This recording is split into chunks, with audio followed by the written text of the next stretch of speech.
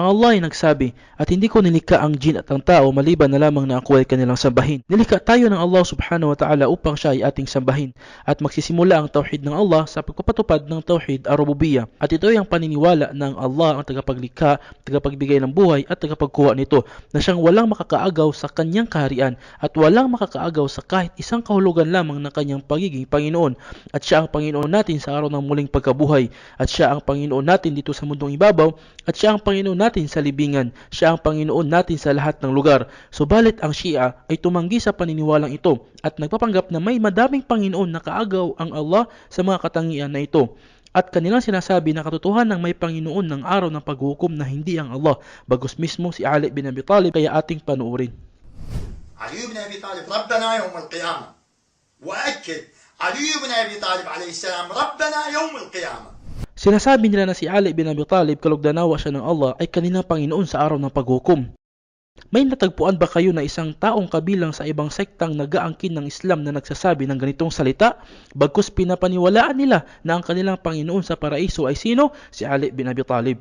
At papainumin sila ng kanilang Panginoon sa paraiso ng malinis at dalisay na inumin. Pinapaniwalaan nila na ang kanilang Panginoon na magpapainom sa kanila sa paraiso ng dalisay na inumin ay si Ali bin Abi Talib.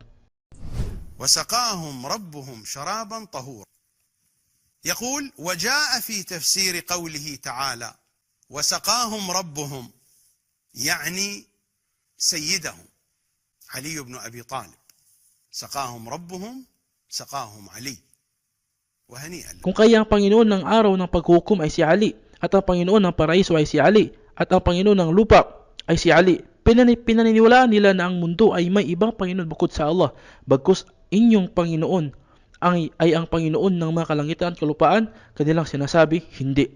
Kanilang sinasabi na may ibang Panginoon bukod sa ating Panginoon na nagmamayari nitong kalupaan, at siya ang kanilang imam na si Mahdi.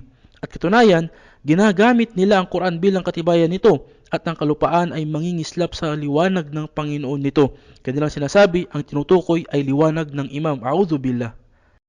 أشرقت الأرض بنور ربها يعني بصاحبها، وصاحب الأرض هو الذي يملأها قسطا وعدلا بعدما ملئت ظلما وجورا، وهو الإمام المهدي من آل محمد صلوات الله وسلامه عليه. At ganoon din, ang Panginoon ng dalawang sinisikatan ng araw at dalawang nilulubugan nito ay hindi ang Allah sa relihiyon ng mga Shia. Panginoon ng dalawang sinisikatan ng araw ay si Muhammad at Ali, at ang Panginoon ng dalawang nilulubugan ng araw ay si Hasan at Hussein. هناك معان وإشارات أخرى في هذه الرواية.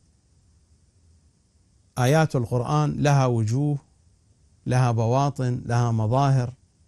هناك في رواياتنا رب المشرقين محمد وعلي، ورب المغربين حسن وحسين، ومثل هذه المعاني موجودة في روايات أهل البيت.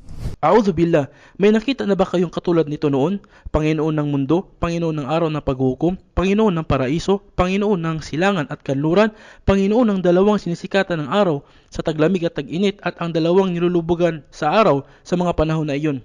Lahat ng ito ay hindi ang Allah sa relihiyon ng mga Shia, bagkus sumusumpa pa sila sa pagkapanginoong hindi sa Allah, kundi sumusumpa sila sa pagkapanginoon ni Ali bin Abi Talib ang leon.